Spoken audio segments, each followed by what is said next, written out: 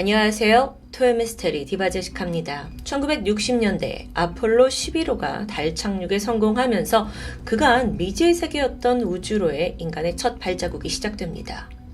그렇게 다들 흥분해하고 있을 무렵 이 성공을 기반으로 미국 나사에 있는 한 과학자들이 유례없는 프로젝트 하나에 몰두하게 돼요.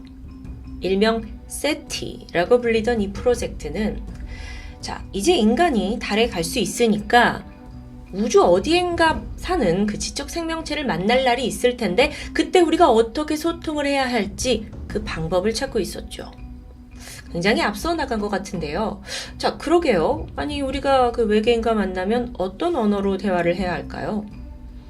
과학자들이 여기에 몰두하던 중 올커니, 그 실험 대상으로 지목된 게 바로 돌고래였습니다. 의외였죠. 아니 외계인 소통에 돌고래가 갑자기 왜 등장하냐고요? 일단 이게 어디서 비롯되었는지부터 알아볼까요? 지난 1961년 신경생리학자였던 존 릴리 박사가 과학저널 사이언스를 통해서 돌고래가 인간과 소통할 수 있을 정도로 지능이 높다는 것을 밝혀내게 됩니다. 이 박사님이 1950년부터 돌고래의 두뇌를 연구했다고 해요. 근데 그때부터 이제 돌고래가 인간 못지않게 두뇌가 굉장히 크고 또 대뇌피질도 발달했다는 걸 알게 되죠. 그러면서 돌고래는 지구에 존재하는 또 다른 지적 생명체이고 또 그들 그 종족 간의 언어 교환도 이루어지는 사회적인 동물이라는 걸 밝혀냅니다. 그 당시에 이건 굉장히 센세이션했는데요. 여기서 더 나아가서 릴리 박사는 어쩌면 돌고래가 인간과 의사소통이 가능할지 모른다고 주장합니다. 이 파격적인 주장. 이게 세티 프로젝트에 속해 있던 우주과학자 프랭크 드레이크 귀에도 들어갔습니다. 그러더니 즉각 아이디어가 떠올랐죠. 만약 돌고래에게 영어를 가르칠 수 있다면? 그러면 다시 말해서 외계 생명체에도 가르칠 수 있지 않을까요? 그러기 위해선 돌고래가 먼저 영어를 배울 수 있는지부터 확인하는 게 필요했던 겁니다. 그래서 프랭크 박사가 직접 릴리 박사를 찾아가요. 그리고는 이제 우리가 진행하는 이 세티 프로젝트에 합류해서 인간의 언어를 돌고래에게 가르쳐봐라 부탁을 하자 릴리 박사도 선뜻 받아들였습니다. 어쩌면 이게 자신의 주장을 증명할 수 있는 일생일대 기회처럼 느껴졌을 겁니다. 여러분 정리해보면 이 세티 프로젝트에서 돌고래는 외계의 지적 생명체의 샘플과도 같은 거예요. 돌고래와 소통할 수 있다면 외계인과도 소통할 수 있다라는 가설이었죠. 1963년입니다. 카리브해에 있는 세인트 토머스 섬의 해안가에 대규모의 이 실험시설이 세워졌습니다. 사진을 지금 보고 계신데요. 여기에 돌핀 하우스라는 이름이 붙여졌죠. 그리고 얼마 안 가서 한 여성이 프로젝트에 참여하게 되고 돌핀 하우스를 방문하는데요. 그녀의 이름은 마거릿 로버트. 릴리 박사의 보조 연구원으로서 돌고래들에게 이제 언어를 가르치는 역할이 주어졌습니다. 이 돌핀 하우스에는요, 돌고래 총 3마리가 있었어요. 암컷이었던 시시와 페몰라, 그리고 수컷이었던 피터가 살고 있었죠. 마거릿은 이중 피터의 트레이너로서 영어를 가르치는 일을 시작하게 되죠. 아니, 이게 가능한가 싶지만 그녀가 아주 열정적으로 이 교육에 임했고요. 놀랍게도 단시간에 성과를 거두게 됩니다. 언어 트레이닝을 해보니까 이 돌고래 학습 능력이 웬만한 어린아이보다 빨랐다고 해요. 그래서 마거릿이 영어로 숫자를 세는 법부터 가르쳤는데 얼마 지나지 않아서 피터가 마거릿이 하는 말을 비슷하게 따라하기 시작했죠. 1, 2, 3 이렇게 말하면 피터가 워, 두, 띡 하면서 유사한 소리를 만들어내는데 못 믿으시겠다고요? 실제 그때 녹화된 오디오를 한번 들어보겠습니다. 1, 2, 3. 오, 꽤 비슷한 소리를 만들어내죠. 그러다 보니 프로젝트 연구원들도 모두 흥분했어요. 특히나 마거릿은 자신이 만들어낸 이 성과에 매우 만족하면서 한 단계 더 나아가 새로운 계획을 세우는데요. 피터를 좀 더 트레이닝을 잘 시키기 위해서는 무엇보다 선생님, 인간과의 정서적인 깊은 교감이 중요합니다. 그래서 아예 피터와 동거를 시작하기로 한 거예요. 1965년 마거릿은 돌핀하우스 2층을 개조했고 여기에 인간과 돌고래의 공동생활 공간을 만들게 되는데 사람이 누워있을 수 있을 정도의 얕은 수심의 풀장이 들어오고요. 그 안에 책상하고 전화기까지 두면서 마거릿은 거기서 일을 했다고 해요. 심지어 침대는 돌고래 풀장 안에 들여놓았고요. 피터와 함께 잠든 적도 있었고요. 그렇게 마거릿이 무려 일주일에 6일간이나 피터와 동거동락하게 됩니다. 그렇게 10주간의 집중 교육이 진행되었는데, 자, 그러면 너무 궁금해지죠. 돌고래의 언어 능력에 변화가 생겼을까요? 네. 놀랍게도 피터는 하이, 헬로 같은 인사가 가능해졌습니다. 실제 오디오로 들어볼게요. Hello. Hello. Come on. 놀랍습니다. 그런데 이 외에도 피터는 삼각형 이렇게 모양을 보고 트라이앵글이라고 아주 정확하게는 아니었지만 어느 정도 소리를 낼 정도로 이 수준이 올라가게 돼요. 정말 기적 같은 일이었죠. 그런데 그쯤에서 예상치 못했던 문제가 발생합니다. 피터가 수컷이잖아요. 마거릿에게 성적 욕구를 드러내기 시작한 겁니다. 보통 피터가 일주일 중에 마거릿이 없는 하루 정도는 돌핀하우스에 있는 다른 암컷 돌고래들과 시간을 보낸다고 해요. 그런데 이 암컷 돌고래가 아닌 마거릿에게만 신체적인 접촉을 시도하는 건데요. 이건 마치 그녀에게 강한 애착의 감정을 보이는 듯한 모습입니다. 여러분, 돌고래는 포유동물 중에서도 지능과 공감 능력이 굉장히 뛰어난 것으로 알려져 있죠. 그렇다 보니 일주일에 6일 정도 함께 생활을 하는 마거릿에게 동료, 친구, 그 이상의 감정을 느낀 것 같은데요. 아니, 그럼 여기에 대해 마거릿은 어땠을까요? 당황스러웠죠. 하지만 힘들게 자신이 이끌어온 이 피터와의 친밀도를 이대로 망칠 수는 없었습니다. 그래서 급기야 손으로 피터의 성욕을 해소해주기도 하죠. 추후 마거릿은 이 부분에 대해서 자신은 그때 실험의 일부라고 생각했기 때문에 불쾌하지 않았다. 내 입장에선 그게 성적인 게 아니고 오히려 피터와의 유대감을 강화하는 행위였다 라고 설명합니다. 그렇게 피터를 피하지 않은 덕에 둘 사이는 더 견고하게 친밀해졌죠. 관계가 가까워지면 가까워질수록 실험 성과도 좋은 쪽으로 나타나고 있었습니다. 하지만 이 프로젝트를 총괄하고 있던 릴리 박사는 좀 더 빠른 성과를 원했어요. 그러더니 결코 해서는 안 될 선택을 해버리는데 바로 피터에게 항정신성 약물 LSD를 주사하기로 결정한 겁니다. 말도 안 되죠. LSD는 매우 강력한 환각제예요. 릴리 박사는 LSD가 이 두뇌에 미치는 영향에 대해서 큰 관심을 가지고 있었는데 돌고래한테 LSD를 주사해서 그 뇌가 어떻게 변화하는지 또 어떤 능력이 향상되는지를 관찰하고 싶어 했던 겁니다. 정말 인간의 이 끝없는 욕심. 어쩌면 그는 돌고래가 이런 자극을 받으면 언어를 빠르게 배울 거라고 기대했던 것 같습니다. 한편 이걸 알게 된 마거릿은요, 당연히 반기를 들었죠. 약물을 쓰지 않더라도 충분히 시간만 주어지면 연구가 성공할 거라고 자신했습니다. 하지만 머지않아 그녀의 주장은 묵살되었고 결국 박사는 돌고래 피터에게 LSD를 주사하고 마는데요. 이 결정은 세티 프로젝트 전체에 위기를 가져옵니다. 시간이 좀 지나서 돌고래한테 환각제를 주사했다? 이게 외부로 알려졌고요. 릴리 박사는 동물 학대 논란에 휩싸였죠. 뿐만 아니라 엎친 데 덮친 격으로 마거릿이 피터의 성욕을 해결해줬다는 부분도 크게 조롱거리가 되었습니다. 당시의 성인 잡지 허슬지가 이 사실을 크게 다뤘는데 마치 인간과 돌고래의 성 스캔들인 마냥 아주 자극적으로 다루게 되면서 세간의 손가락질이 이어졌고요.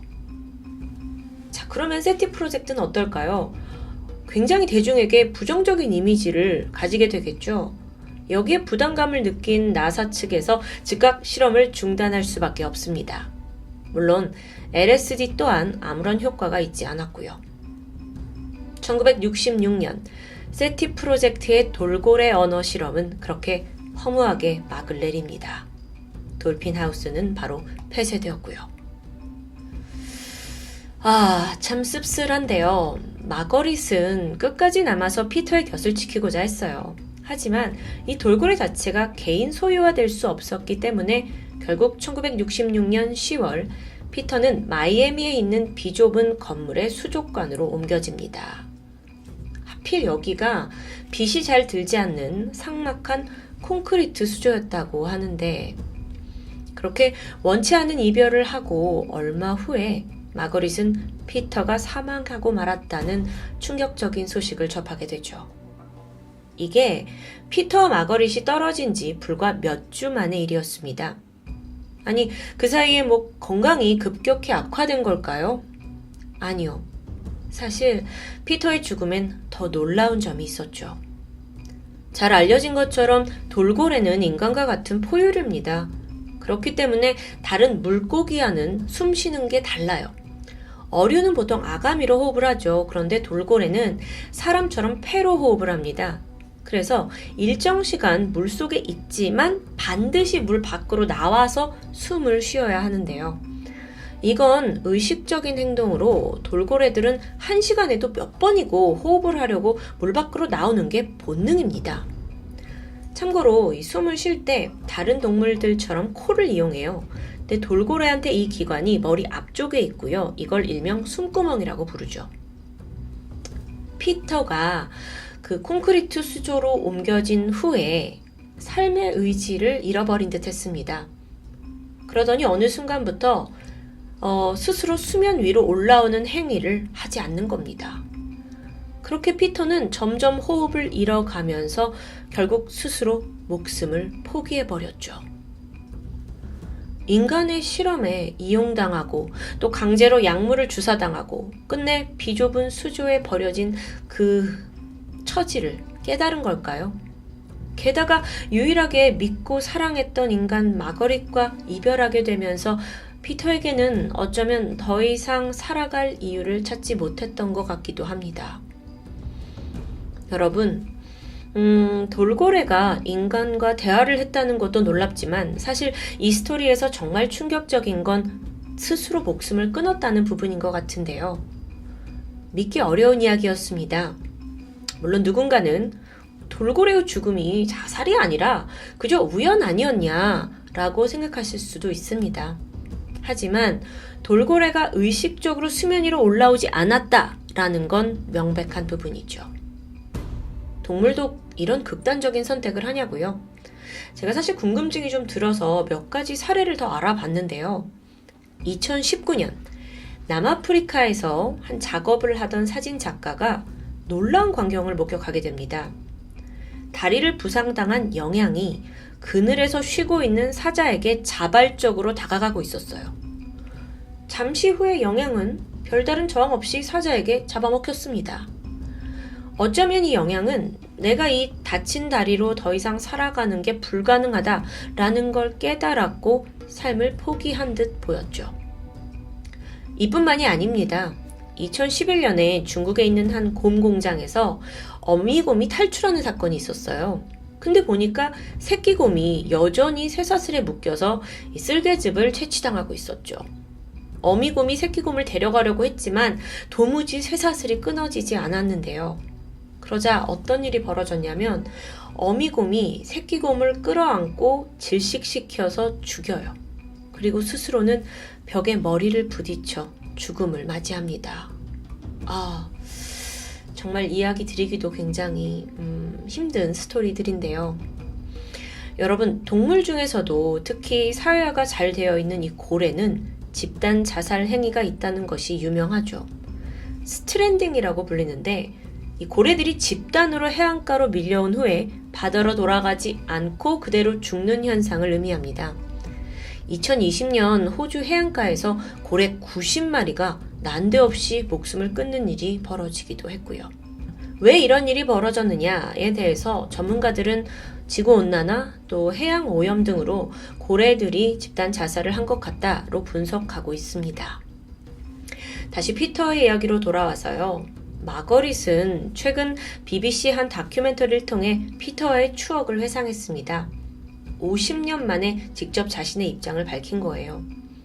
마거릿에 따르면 그녀가 물에 발을 담그고 앉아있으면 돌고래 피터가 어느 순간 다가와서 한참 동안 자신을 바라봤다고 합니다. 둘 사이에 아주 끈끈한 교감이 있었다는 걸 알 수 있는 대목이죠. 하지만 일각에서는 마거린 당신도 역시 실험에 참가한 것 자체가 동물학대 아니냐라고 부정적인 시선이 분명 존재했습니다. 이 둘이 프로젝트를 통해 만난 건 사실이죠. 하지만 마거릿은 적어도 피터에게 진심이었던 것 같습니다. 현재 그녀는 피터를 그리워하는 마음을 담아서 함께 지냈던 돌핀하우스를 매입했고 거기서 여생을 보내고 있습니다. 그런데 여기서 의문 한 가지가 들었어요. 과연 피터는 정말 인간의 언어를 이해하고 의사소통을 할 수 있었던 걸까요? 사실 이 부분도 논란이 많죠. 그도 그럴 게 돌고래에는 성대가 없습니다. 그러니까 돌고래가 내는 소리는요, 단지 숨구멍을 여닫는 그 소리에 불과하다고 해요. 자, 그 말인 즉슨 피터는 그동안 이 숨구멍을 여닫으면서 억지로 소리를 낸 겁니다. 그 행위가 인간의 말을 이해한 거라고 보긴 어렵지 않을까요? 언어의 학습이 아닌 단순한 소리 모방이었다라고 해석되는 게 타당하겠죠. 마지막으로 릴리 박사는 결국 자신의 실험이 실패했다는 걸 인정했고요. 이걸 계기로 가치관을 완전히 바꾸게 돼요. 1980년대에 들어서는 동물 실험, 특히 돌고래의 전시와 공연을 열성적으로 반대하는 인물로 다시 태어났다고 하죠. 많은 사람들은 이 사건을 인간과 돌고래의 러브스토리 정도로만 소비합니다. 하지만 그걸 넘어서 인간이 동물을 대하는 근본적인 태도에 대해 다시금 생각하게 하죠. 여러분, 동물도 인간 못지않은 감정이 있습니다. 그리고 그로 인해 죽고 싶을 만큼의 고통을 느낀다라는 걸 뼈저리게 알려주고 있는 오늘 사건. 릴리 박사의 실험은요, 지금까지도 절대 행해지지 말았어야 할 최악의 실험 중 하나로 손꼽히고 있습니다. 지금까지 토요미스테리 디바제시카입니다.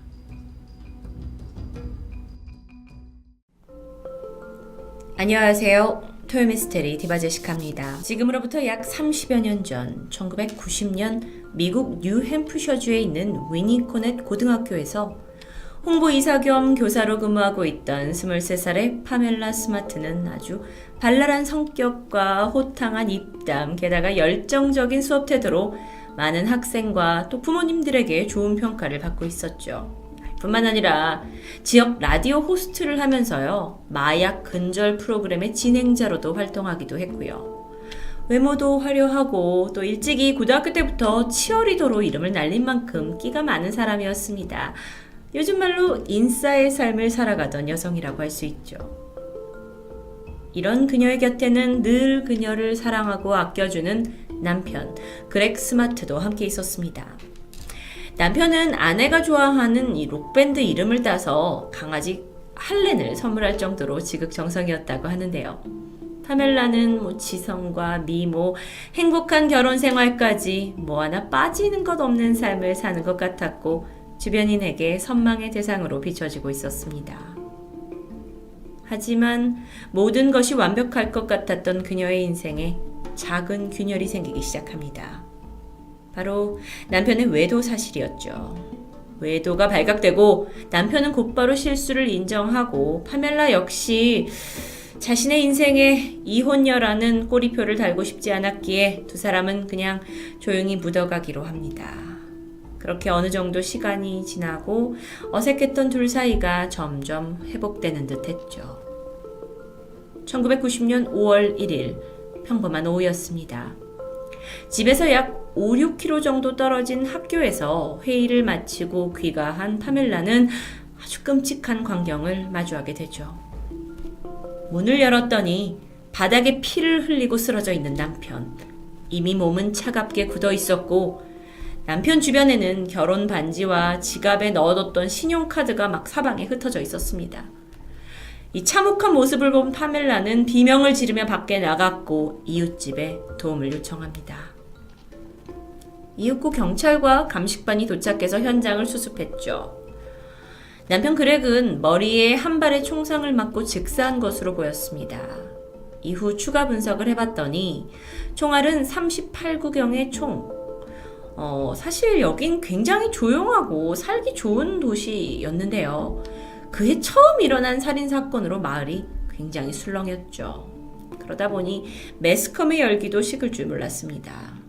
일단 경찰에서는 이걸 강도의 소행으로 방향을 잡고 초동 수사를 시작했고, 한편 파멜라는 남편이 죽었다라는 사실에 대한 충격으로 우울증에 조증까지 번갈아 보이면서 정신 상태가 온전치 않아 보였고요. 경찰 조사와 함께 정신과 치료도 받게 됩니다. 그런데요, 어쩐지 사건을 파헤치면 파헤칠수록 강도 사건이라고 하기엔 좀 석연치 않은 부분이 있었습니다. 이 남편 그렉이 갑자기 누군가에게 습격을 받았다고 하기엔 몸에 저항을 한 흔적이 별로 없었던 겁니다. 왼쪽 이마 부분을 관통한 이 총상 외에는 별다른 상처가 없었어요. 게다가 그들이 키우는 강아지 할렌, 덩치가 큰 견종입니다. 경계심이 많아서 외부인이 들어왔다면 짖거나 공격하는 어떤 행동을 보였을 텐데 이웃 누구도 그런 소리를 들은 적이 없습니다. CCTV도 조사했죠. 주변에 혹시 목격자가 있나 조사했죠. 없습니다. 이렇다 할 단서가 나오지 않자 수사는 난항에 빠지고 있었습니다. 물론 경찰 또한 최초 신고자인 아내 파멜라를 의심하지 않은 건 아니었어요. 그런데 남편을 죽일 만큼 사이가 나빴던 것도 아니고, 또한 결정적으로는요, 이 사망 추정 시각에 그녀는 분명 학교에 있는 미팅에 참여하고 있었습니다. 그러니 용의선상에서 쉽게 제외가 되죠. 지역 뉴스는 앞다투어서 이제 파멜라를 따라다니며 인터뷰를 요청했고요. 또 그녀의 어떤 화려한 외모 때문에 더욱더 주목을 받게 됐죠. TV에 출연합니다. 여러 가지 사건들을 얘기하기 힘들었을 수 있겠죠. 이웃들은 23밖에 안 된 나이에 미망인이 된 파멜라를 동정하고 있었습니다. 1990년 8월 1일, 사건이 일어난 지 3개월이 지난 시점입니다. 경찰은 파멜라의 집을 찾았고요. 좋은 소식과 나쁜 소식을 하나씩 전하게 되는데요. 좋은 소식은 남편의 살해범을 찾았다는 겁니다. 그리고 나쁜 소식은 파멜라가 체포된다는 것이었죠. 도대체 어떻게 된 일일까요? 사건은 다시 5월 14일로 거슬러 올라갑니다. 그렉이 사망한 지 2주가 채 안 된 시점이었는데요. 경찰서로 전화 한 통이 울렸습니다. 수화기 속에서는 떨리는 한 여성이 말하고 있었죠. 저는 그렉을 죽인 범인을 알고 있어요. 이 결정적인 단서를 제공한 여성은 바로 세실리아 피어스입니다. 그녀는 파멜라가 선생님으로 일하고 있는 위니코넷 고등학교의 학생이었죠. 세실리아, 그녀는 어머니가 굉장히 생업으로 바쁘셨는데 그러다 보니까 엄마를 대신해서 집에서 어린 동생들을 돌봐야 했고, 그러다 보니 낮에는 수업에 집중을 하지 못해서 낙제를 면하지 못했습니다. 이걸 만회하기 위해서 학교 미디어 센터 담당으로 봉사활동을 시작했는데 이때 파멜라와 처음 만나게 되는데요. 두 사람이 선생님과 학생으로 인연이 닿았고 어찌된 일인지 급속도로 가까워지게 됩니다. 세실리아는요, 종종 파멜라의 집에 놀러와서 잠을 자기도 했을 정도였어요. 나이 차이도 많이 나지 않았고 워낙 파멜라가 젊은 선생님이었기 때문에 두 사람이 마치 친자매처럼 몰려다니기도 했습니다. 그런데 그러던 어느 날 파멜라는 세실리아에게 아주 은밀한 고백 하나를 털어놓게 됩니다. 바로 같은 학교 학생인 17살 빌리 풀린과 자신이 사귀고 있다라는 것이었죠. 빌리는 학교에서도 차나 물건을 훔쳐서 마약을 사고 애들에게 돈을 뺏기도 하는 소위 비행 청소년으로 악명 높은 아이였습니다. 그래서인지 세실리아는 이 두 사람이 만난다는 게 영 탐탁치 않았는데요. 한편으로는 자기가 그런 걸 표현을 하면 이제 파멜라가 뭐 좋아하지 않을 것 같다 보니까 파멜라와 멀어지고 싶지 않다라는 생각에 모른 척 눈 감아주게 됩니다. 파밀라의 연예인 빌리는 이 두 사람이 거의 매일같이 만났다고 해요. 영화를 보기도 했고 음악을 듣기도 했고 뭐 사진을 찍어주며 놀았던 장면도 인터넷에 사진으로 남아있게 했습니다. 심지어 이 세실리아가 파멜라와 같이 있을 때 빌리가 오기도 해요. 그래서 둘만의 어떤 사랑에 빠져서 세실리아 앞에서 애정 행각을 보이기도 하죠. 정말 말도 안 되는 일이라고 생각이 듭니다. 그렇게 꼬리가 길면 잡히는 법이죠. 이 부적절한 만남은 그렉의 귀에 들어가게 됩니다. 그런데 이때부터 파멜라의 이중성이 드러나게 되죠. 파멜라는 빌리와 만날 때마다 이혼하고 싶다, 남편이 지루하다, 누가 자신을 구해줬으면 좋겠다라는 이런 묘한 암시를 풍기면서 그를 압박합니다. 그러던 어느 날 남편을 죽이지 않으면 더 이상 우리의 만남은 힘들 것 같다라고 협박을 하기 시작했는데요. 아니 아무리 비행 청소년이라 해도 17살밖에 안 된 빌리였습니다. 그러니까 사람을 죽이라는 제안은 그렇게 쉽게 받아들여지지 않죠. 고민하던 빌리가 친구인 패트릭에게 도움을 청하게 됩니다. 그렇게 파멜라를 따르는 3명의 10대가 생겼어요. 빌리, 패트릭 그리고 세실리아까지. 한자리에 3사람을 모아놓고 살인을 공모하기 시작합니다. 파멜라는 아이들에게 세뇌라도 시키듯이 끊임없이 속삭였죠. 나는 지금처럼 너희랑 함께 오랫동안 행복하고 싶어. 근데 내 남편은 니들을 싫어한다고. 그러니까 부디 나를 위해서라도 이 일을 좀 끝내줬으면 좋겠어. 그녀의 속삭임에 넘어간 아이들은 준비를 시작했습니다. 세실리아는 불법적인 거래를 통해서 389경 총한 자루를 구해왔고 드디어 그날이 되었죠. 빌리와 패트릭은 파멜라의 도움을 받아서 집 안에 숨어 들어갔고요. 이 강아지가 있잖아요. 개가 있잖아요. 이게 방해가 될 것 같아서 이 개 헬렌을 미리 지하실에 가둬뒀습니다. 그리고 남편이 오길 기다렸죠. 파멜라는 이곳에 없었습니다. 학교에 갔으니까요. 곧이어 남편 그렉이 지친 몸을 이끌고 집으로 들어오자마자 패트릭이 그를 제압하고 빌리는 그의 머리를 향해 총을 조준했습니다. 그렉의 사망 소식이 들려온 직후 마을 전체가 술렁였죠. 하지만 어쩐지 파멜라의 얼굴은 다소 침착해 보였습니다. 심지어 남편이 사망한 지 5일밖에 지나지 않은 시점에서 지역 방송사 기자에게 직접 연락을 해서 독점 인터뷰를 요청하기도 했죠. 남편을 잃은 슬픈 부인의 얼굴은 온데간데 없었고 오히려 주목받는 것을 즐기는 것처럼 보이기도 했습니다. 무서우리만큼 평정심을 유지하고 있던 그녀. 그러다 보니까 사실 그 당시에 남편의 외도를 용서하지 못해서 죽인 게 아니냐라는 소문도 있었지만 물증이 없었기 때문에 쉬쉬할 수밖에 없었죠. 하지만 반면에 이 그렉이 죽은 날 이후로 세실리아는 악몽에 시달렸습니다. 자기가 총을 구해줬죠. 하지만 일이 이렇게 되리라고는 상상하지 못했던 겁니다. 어린 마음에. 그래서 이 불안한 마음을 위로받으려고 파멜라 집을 들어가게 되는데 이때 우연히 통화 내용을 엿듣게 됩니다. 바로 파멜라와 그의 친구 보험사 직원의 통화 내용이었습니다. 애들이 잘 처리했어. 귀찮은 일 하나 덜었지 뭐야. 그래서 돈은 언제 나온대? 14만 달러 맞지? 파멜라는 남편의 죽음으로 14만 달러, 약 1억 5천만 원 정도의 보험금을 수령받기로 되어 있었습니다. 그러니까 남편을 살인하도록 세뇌시킨 진짜 이유가 빌리와의 사랑? 아이들과의 관계가 아니고 헤어지고 싶은 남편, 그렉과의 막대한 이혼 소송비도 없고 모험금까지 탈 수 있는 절호의 찬스였던 거죠. 이 모든 내막을 알게 된 세실리아는 자신이 이 범행에 가담했다라는 사실에도 불구하고 경찰에 신고를 하게 되면서 파멜라의 이중성이 드러나게 됩니다. 이후 빌리와 패트릭은 체포되었고요. 파멜라 역시 살인을 공모한 혐의로 체포됐죠.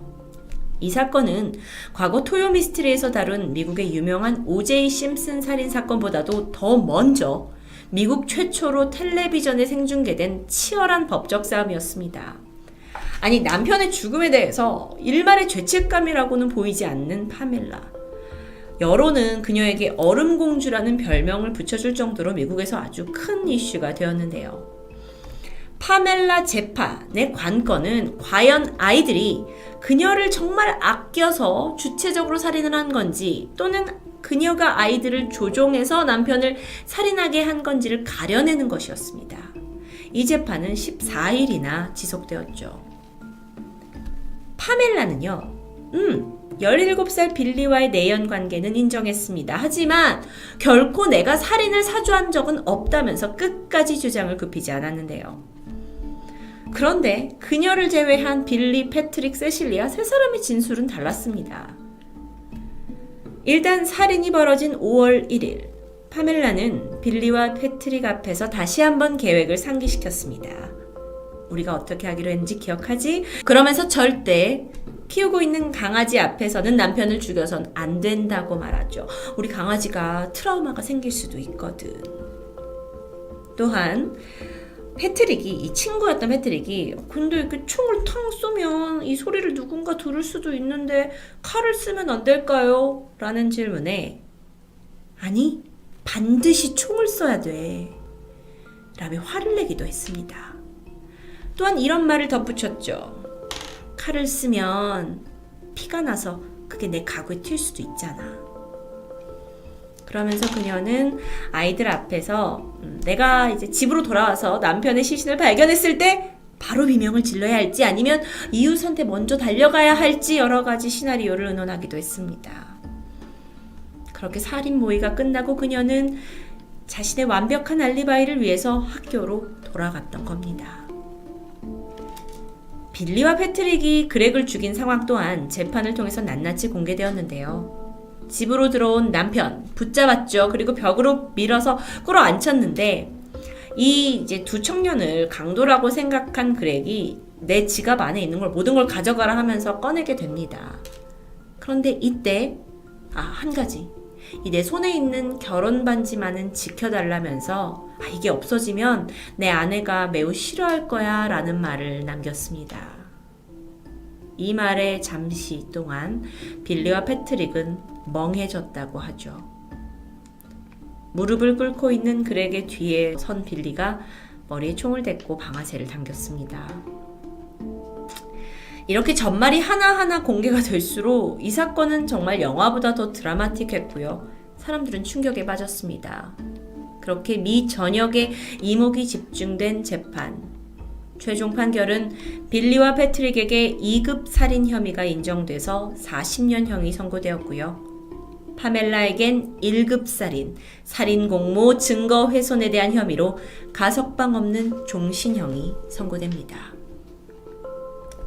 이 사진은 이제 40대 중년이 된 빌리와 패트릭의 모습입니다.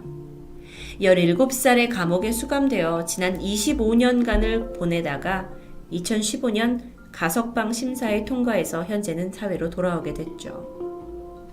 이 사진은 2016년 세실리아의 모습입니다. 그녀는 사실 수감되지 않는 조건으로 범행 사실을 자백하게 되면서 살인 공모죄에는 포함되지 않았습니다.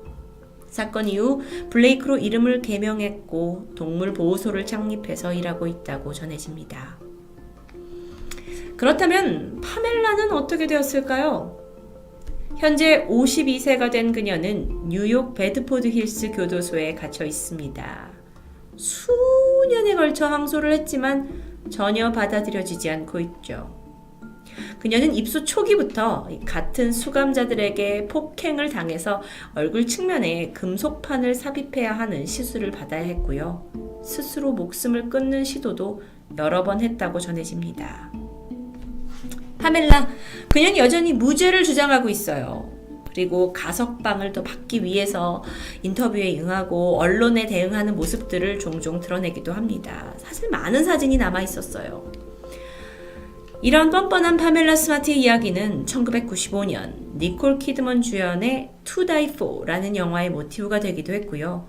그 외에도 2014년 HBO가 다큐멘터리로 제작했고 수년간 그 영미권의 해외 범죄 프로그램에서 아주 자주 다뤄지고 있습니다. 뿐만 아니라 TV, 영화, 소설에도 나오고요. 그러다 보니까 파멜라는요, 간혹 자신을 찾아오는 기자들에게 자신을 영화배우라고 칭하기도 한다고 하죠. 파멜라가 최근 ABC 뉴스와의 인터뷰를 했는데 자신은 이렇게 늙어가며 죽는 것이 두렵고 이렇게 갇혀있을 바엔 그냥 사형당하는 게 낫겠다라고 말하면서 또 한 번 주목을 받았습니다.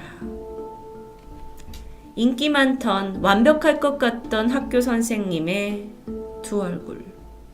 미성년자 제자와의 불륜을 시작으로 살인까지 끌어들인 파멜라 스마트. 사실 지난 30년간 감옥에 있었다고 보기에는 외모적으로 좀 깔끔해 보이기도 했는데요. 어쩌면 빨리 다시 세상에 나와서 활개를 치고 싶은 그녀의 욕망이 이렇게 드러나는 것이 아닌가라는 생각이 듭니다. 남편을 죽이고 어린 두 학생, 아니 세 학생의 인생마저 망쳐놓은 그녀가 평생 죗값을 받길 바랍니다. 토요미스테리 디바제시카였습니다. 안녕하세요. 토요미스테리 디바제시카입니다. 이른 아침 한 여성이 집안을 서성이며 전화를 기다리고 있었습니다. 잠시 후 전화벨이 울리자마자 빠르게 수화기를 들었는데 표정이 바로 밝아지면서 대화를 나누게 되죠. 수화기 너머 목소리는 그녀의 아들입니다. 평소처럼 잘 지내고 있냐고 이것저것 안부를 물어요. 이건 사실 매일 아침의 일과과도 같은 통화였지만 그녀에겐 하루 중 가장 손꼽아 기다리는 시간이기도 했죠. 그런데 그날 아들은 평소와 좀 다르게 느껴졌습니다. 엄마, 뭔가 잘못된 것 같아요. 도청당하고 있어요. 아들이 울먹이는데요.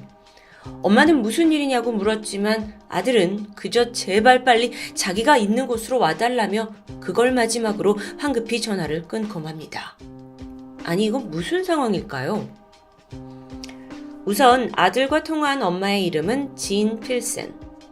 남편과 사별한 후에 미국 콜로라도주에서 홀로 두 아들을 키우던 싱글맘이었습니다. 그녀에겐 큰 고민거리가 있었는데 바로 큰아들이었죠. 로버트 필센. 로버트는 어릴 때부터 엄마 말도 잘 듣고 애교도 넘친 아이였습니다. 하지만 성장하면서 점점 좀 반항기를 보이더니 그 정도가 눈 감아주기 어려울 정도로 아주 여기저기서 문제를 일으키고 다녔어요. 엄마가 거의 아들을 통제할 수 없는 상황인데요. 애 교육을 어떻게 시킨 거냐고요? 좀 더 들어보셔야 합니다. 사실 이 둘 사이에는 결코 풀기 힘든 사건이 하나 있었기 때문이에요. 1974년, 진은 첫 번째 남편과의 사이에서 로버트를 출산합니다. 하지만 가정 내 불화로 얼마 안 가서 이혼을 하게 돼요. 로버트가 4살이 됐을 무렵 엄마는 제럴드라는 남성과 재혼을 하는데요. 제럴드는 아주 다정다감한 성격이었죠. 게다가 로버트까지 살뜰히 챙겨주면서 집안의 안정적인 가장 역할을 해줍니다. 이렇게 새로운 가족의 시작이었죠. 그리고 얼마 후에 이 부부 사이에서 아들이 태어납니다. 진에게는 둘째 아들인 건데요. 문제는 로버트에게 새 아버지와 동생이 마냥 쉽게 받아들여지지 않았던 것 같습니다. 충분히 그럴 수 있죠. 이때 새아빠 제럴드는 충분히 애정을 쏟았고 또 두 아이들을 공평하게 대해주려고 애썼다고 하는데요. 근데 또 사실 제럴드에게도 남모를 어려움이 있어요. 그는 베트남 전쟁에 참전했던 용사였는데 그때 큰 부상을 입으면서 걷는 게 불편합니다. 또 소위 트라우마라고 하는 외상후 장애까지 겪고 있었고요. 하지만 그런 상황에도 불구하고 그는 두 아들을 위해 기꺼이 자전거를 함께 타러 나가기도 하고 캠핑, 야구 같은 다양한 경험을 하도록 애써왔죠. 덕분에 이 새아버지와 로버트는 점점 더 가까워졌고 어느덧 끈끈한 부자 관계로 발전합니다. 그러던 1982년 로버트가 7살이 되던 해에요. 가족들이 이사를 하게 됩니다. 그래서 모두가 짐을 나르고 하면서 아침부터 아주 분주히 움직였어요. 제럴드는 걷기가 힘들잖아요. 그래서 가족들이 이렇게 일하는 걸 바라만 보고 있었다고 합니다. 근데 그 와중에 작은 짐이 담긴 한 박스가 필요해진 거예요. 그래서 근처에 있던 로버트에게 아빠한테 저거 좀 갖다 줄래? 하고 요구하는데 이때 로버트가 지금 바빠요 라면서 이 부탁을 거절하게 되죠. 게다가 아빠는 지금 내가 하는 일을 방해하고 있다면서 짜증을 내게 되는데요. 잠시 후 제럴드는 멀찍이 떨어져서 가족들을 바라보고 있었습니다. 그러더니 이내 조용히 집 안으로 들어가요. 난데없이 총성이 울렸죠. 마당에 있던 엄마 진이 놀라서 집 안으로 뛰어가려던 순간 안에서 로버트가 얼굴이 하얗게 질린 채 걸어 나옵니다. 그리고 입술을 벌벌 떨면서 말해요. 엄마, 아빠가 자기 머리에 총을 쐈어요. 이 상황, 이걸 어찌해야 되죠? 제럴드는 극심한 우울증을 앓고 있었습니다. 전쟁으로 인한 장애도 있었고 또 밤마다 이 트라우마로 잠을 못 자요. 무력감까지 정말 그동안 꾹꾹 눌러왔던 그 복합적인 감정이 하필 그날 한순간에 터지고 만 거예요. 그리고 그걸 겨우 7살이던 로버트가 목격한 거고요. 그날의 비극 이후 로버트는 아버지의 죽음이 자기 때문이라는 엄청난 자책에 시달립니다. 그게 아이의 정신을 갉아먹었고 결국 뭔가 자기만의 어두운 세계로 빠져들게 되죠. 그날 이후에 로버트는 완전히 사람이 바뀌었어요. 예민하고 공격적으로요. 툭 하면 감정적으로 폭발하기까지 하죠. 이런 모습은 집에서만 나오는 게 아니라 학교에서도 계속 이어졌고요. 그게 많은 문제를 자아냈던 겁니다. 로버트는 친구들과 쉽게 어울리지 못했어요. 걸핏한 폭발하니까요. 결국 따돌림을 당했고 거기에 더해서 아이가 혼자 있을 때 자해까지 시도하면서 정말 엉망진창이 돼버렸죠. 엄마는 이 모든 상황을 알고 있습니다. 그래도 큰아들을 되돌리기 위해서 각종 치료시설에 데려가 보는데 이게 또 시기적으로 로버트의 사춘기까지 겹치면서 아이는 점점 통제불능이 되어갔습니다. 급기야 학교 측에서 이렇게 문제를 계속 일으키는 로버트를 더 이상은 받아줄 수 없다면서 당장 이 아이를 치료시설에 넣어놓지 않으면 그간의 모든 행실의 잘못을 물어서 소년원에 보내겠다고 협박 수준의 경고까지 떨어집니다. 엄마 진은 아들을 지키고 싶었죠. 그래서 어쩔 수 없이 아들을 시설에 보내게 되는데요. 로버트가 입원한 곳은 집에서 멀리 떨어지지 않은 콜로라도 스프링스에 있는 샤이엔 메사라는 치료시설입니다. 축구장 2개의 부지, 2개의 넓은 건물과 기숙사가 있었죠. 정식 명칭이 청소년 주거 치료시설인데 사실 청소년 정신병원입니다. 엄마는 아들을 여기에 두는 게 마음이 아파요. 하지만 현재로선 다른 방법이 없는 겁니다. 그나마 다행인 건 매일 아침 아들 로버트와 통화할 수 있다는 점이었죠. 로버트는 엄마에게 병원 생활에 대해서 그렇게 많은 정보를 주진 않았다고 해요. 그저 언제 집에 갈 수 있냐, 빨리 가고 싶다가 대부분의 통화 내용이었죠. 그것 외에 별다른 특이사항은 없었습니다. 그렇게 몇 달이 지났고 1990년 봄에 마침내 아이가 퇴원 조치를 받고 집으로 돌아옵니다. 엄마는 반가움에 아들을 안아주고 다정히 말을 건네는데 이 로버트의 반응이 어딘가 부자연스러웠어요. 눈치를 보는 듯 잔뜩 기가 죽어 있었고 예전보다 훨씬 모든 것에 있어 더 예민하게 반응합니다. 엄마는 아이가 적응할 시간이 필요하다고 생각해서 기다려보기로 하죠. 학교로 돌아간 로버트는 나아졌을까요? 처음엔 그런 줄 알았습니다. 하지만 시간이 지날수록 아이가 더 거칠어지고 조그만 일에도 분노를 절제하지 못해서 기물을 부수는 아주 위협적인 아이가 돼버려요. 심지어 동네에서도 문제를 일으키니까 이웃들이 다 피해 다니기 시작했고요. 결국 이 문제는 정부로부터 경고 조치를 받는 지경에 이르렀습니다. 로버트에게 장기 치료가 시급하다고 판단이 됐고 정부는 당신이 이걸 이행하지 않을 경우에 아이를 구금하겠다고 경고해요.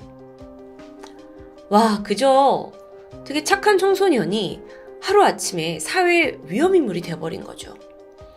그렇게 퇴원한 지 2달도 안 돼서 로버트는 또다시 같은 정신병원에 입원하게 됩니다. 1990년 7월 6일 아침, 지는 이날도 아들 전화를 기다리고 있었습니다. 울리는 벨소리에 황급히 전화를 받았는데 이 수화기 너머 아들이 흐느끼고 있었던 거예요. 그러면서 그들이 나를 감시하고 있다. 뭔가 잘못됐다. 엄마가 그들이 누구니? 라고 물었지만 아이는 답하지 않았고 그저 자기가 있는 곳으로 와달라고 했던 통화가 이 스토리의 가장 첫 번째 이야기입니다. 전화가 끊겼어요. 엄마는 즉시 병원으로 전화를 걸어서 아들과 면회를 하겠다 신청했죠.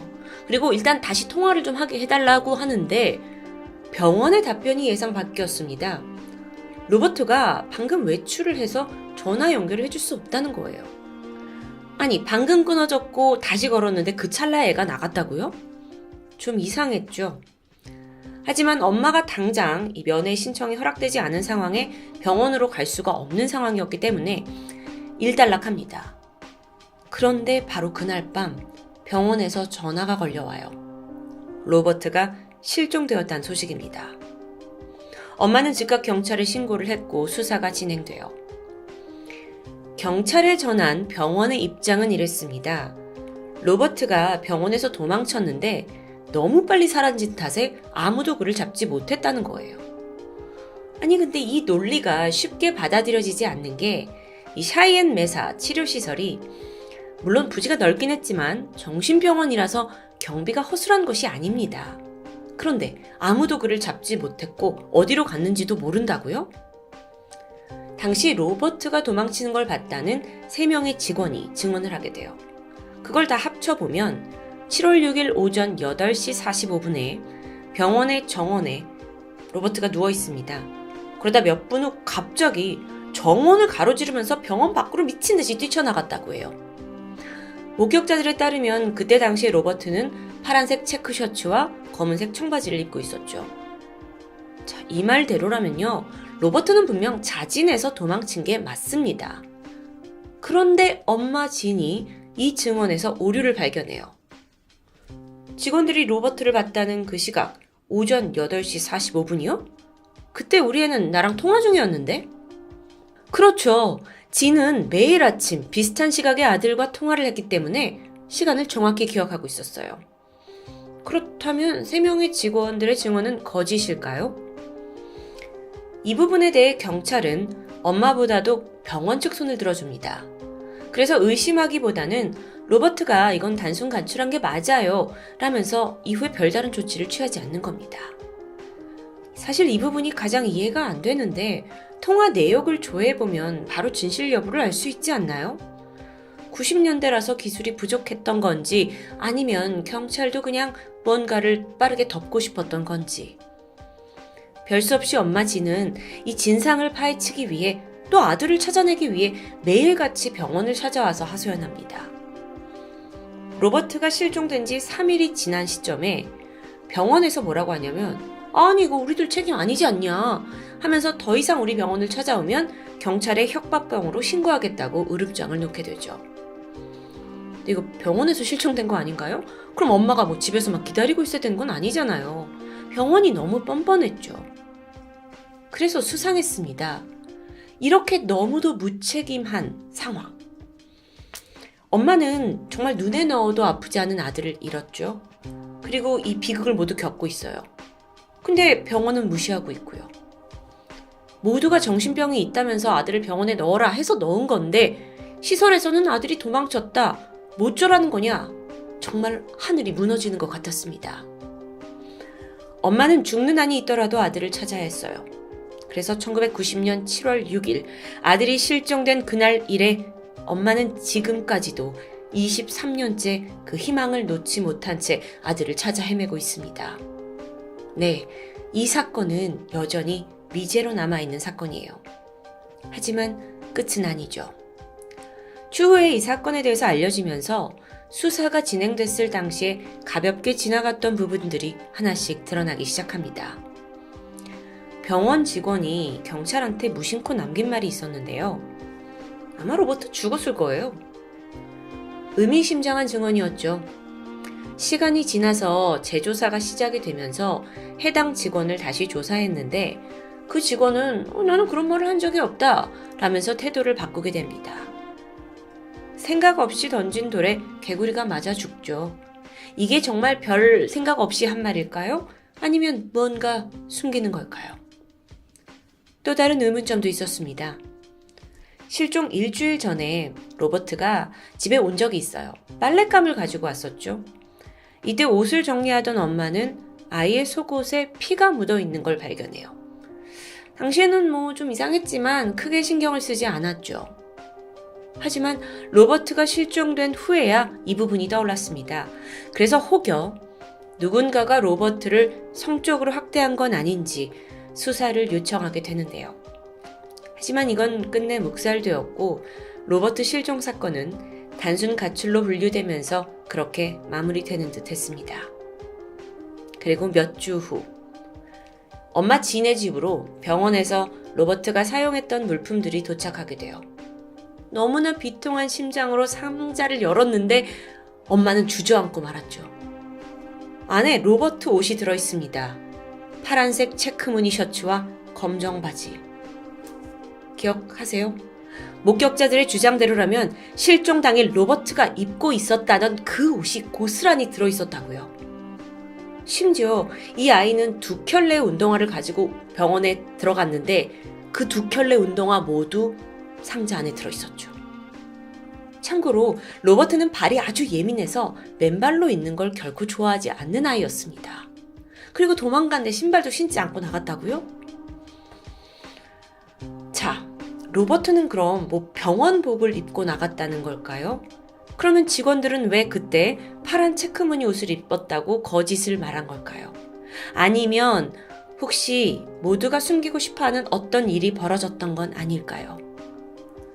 이러니까 엄마가 이 사건에 평생을 매달린 겁니다. 로버트가 어떤 범죄에 연루되었을 가능성이 충분해요.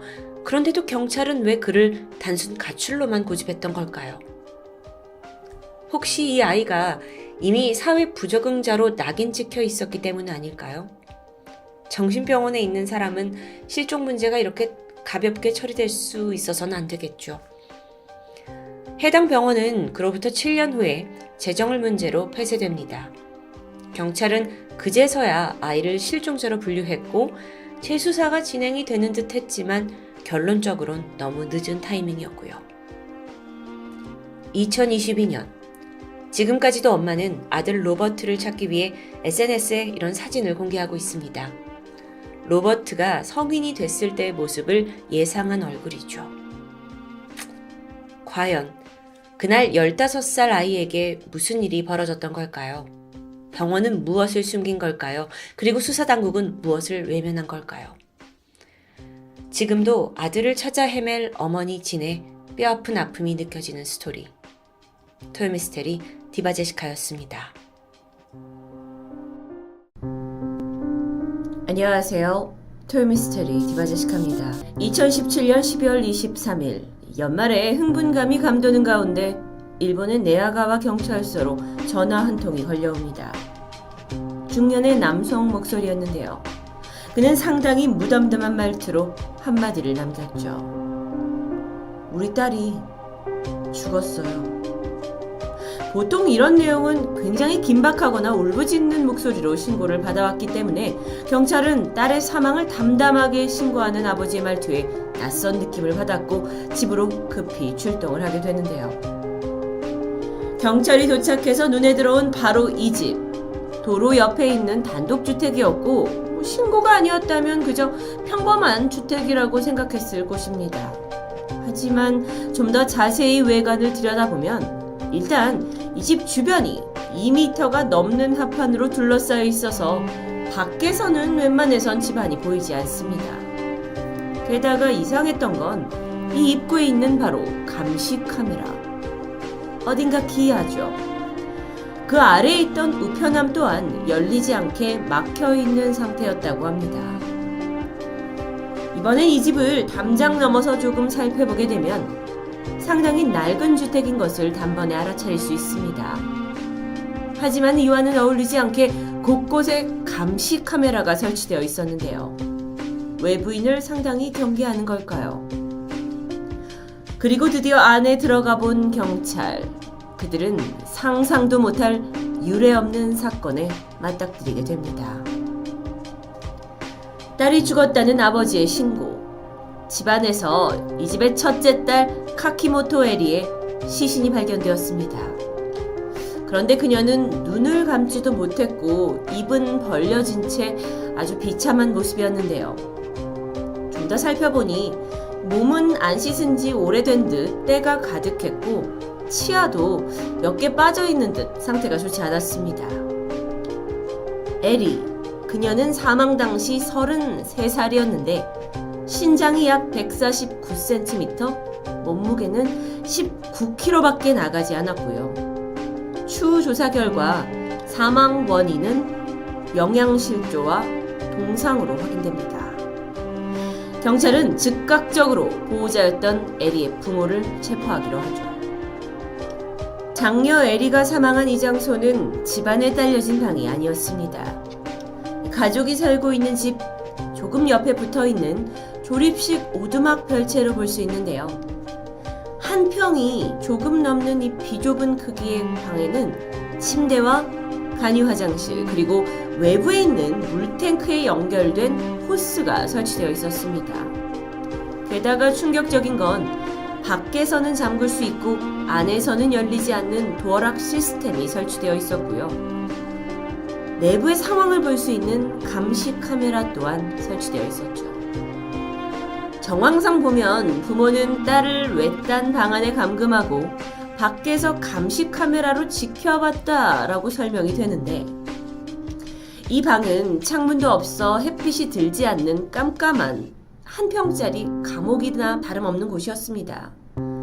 이곳에서 죽은 채 발견된 에리는 무려 15년이나 이곳에서 생활을 한 것으로 밝혀졌는데요.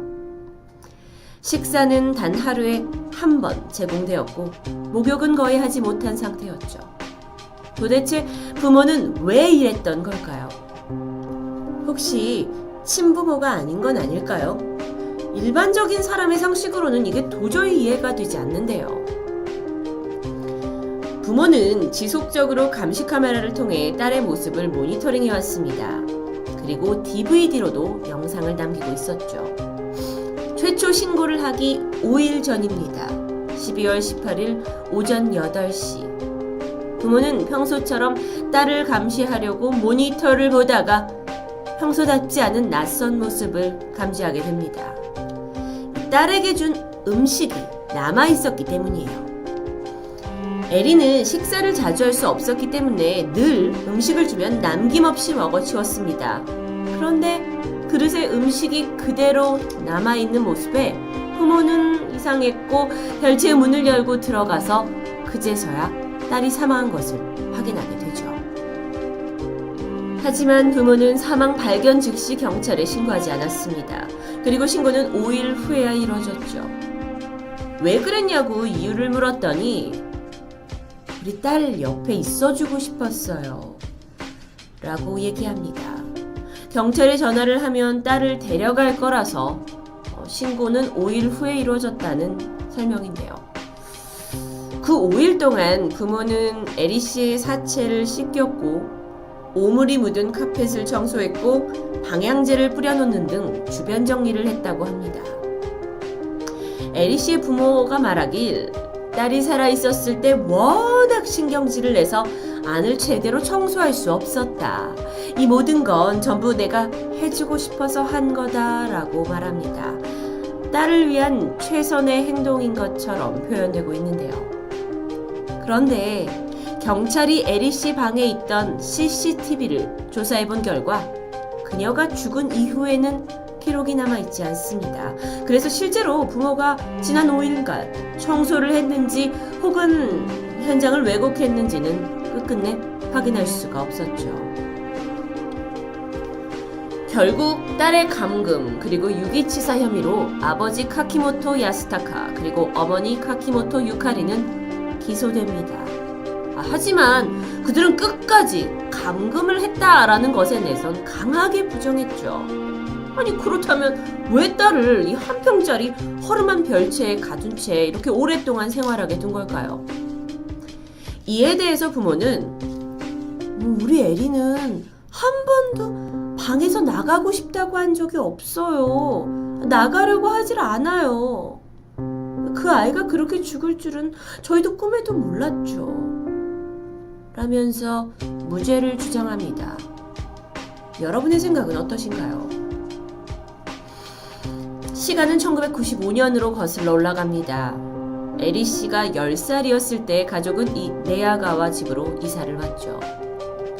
부모의 주장에 따르면 첫째 딸은 정신질환 증세를 조금씩 보이기 시작했다고 합니다.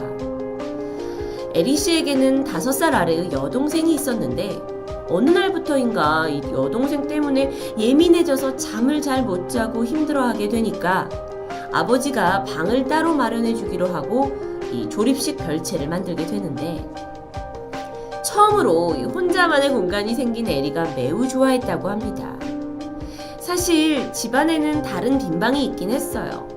하지만 이 같은 공간 안에서 동생이 우는 소리에 스트레스를 많이 받던 아이였기 때문에 조금 떨어진 별채를 선호하기 시작한 거죠. 이때 부모는 사실 딸과 다소 거리를 두고 떨어져 있는 게 마음이 편했다고 진술합니다. 같이 있으면 힘들었다라고 표현을 하고 있는데요. 어쨌든 에리는 이 자신만의 공간을 무척 좋아했습니다. 근데 시간이 지날수록 점차 방에서 나오지 않고 대부분의 시간을 이곳에서 보내게 되죠. 그러던 어느 날 에리가 15살이 되었을 무렵에 점점 더 부모로서는 다루기 힘든 행동을 보이기 시작합니다. 에리야! 에리야! 아무리 이름을 불러도 아이가 전혀 반응하지 않았고 그저 멍해진 상태로 바닥을 쳐다보면서 침을 흘리고 있었던 거죠. 심각성을 느낀 아버지는 다시 에리를 집 안으로 데려와서 생활하려고 했지만 애가 이미 혼자 있는 곳에 너무 익숙해졌던 탓인지 집안에서 제대로 적응을 하지 못했고요. 결국 바로 이 사진 속에 이 파란색으로 천막이 쳐진 아버지의 차고에 애견 울타리를 쳐서 자신만의 공간을 만들고 생활하기 시작합니다. 이때 부모는 아이가 이곳에서 생활을 하면서 여러 가지 문제를 야기시키는 것보다는 차라리 따로 공간을 만들어주는 게 낫겠다라고 생각합니다. 그래서 이번에는 콘크리트를 쌓아서 방을 새로 만들어줬고 안에는 휴대용 화장실도 있어서 생활하는데 불편함이 없었다고 하죠. 부모는 홀로 있는 딸이 걱정이 되기 시작했고 이때부터 방 안에 감시 카메라를 달기 시작합니다. 실제로 이때의 모습이 촬영된 영상 17살 때의 에리가 그 콘크리트 방 안에서 에리가 몇 개월간 생활한 사실이 확인이 되었습니다. 그 영상에서는요, 방 안에 홀로 있던 딸이 밖에서 아버지가 집 안으로 퇴근해서 들어오는 것을 감지하자 아빠! 밥 먹었어! 나 동화책 읽어줘! 같이 평범한 대화를 나누는 것도 확인되었죠. 처음에는 딸을 감금하고 감시 카메라까지? 라고 생각했지만 어쩌면 이 감시 카메라를 통해 지난 몇 년간 이 딸이 어떤 상태인지 확인할 수 있는 아주 의미 있는 단서가 되기도 했는데요. 그런데 문제는 그들의 대화를 들을 수 있었던 건 이 영상이 마지막이었다라는 겁니다. 2002년 겨울입니다. 에리는 사건 현장인 조립식 별채, 바로 이런 식의 오두막으로 옮기게 됩니다. 이 사진은 실제 공간이 아니라 이런 느낌으로 만들어졌다라고 생각하시면 될 텐데요. 물론 이것보다 훨씬 더 비좁은 1평의 공간이었죠. 방을 옮긴 데는 이유가 있습니다. 이전 콘크리트 방에 난방 시설이 설치되어 있지 않았기 때문이에요.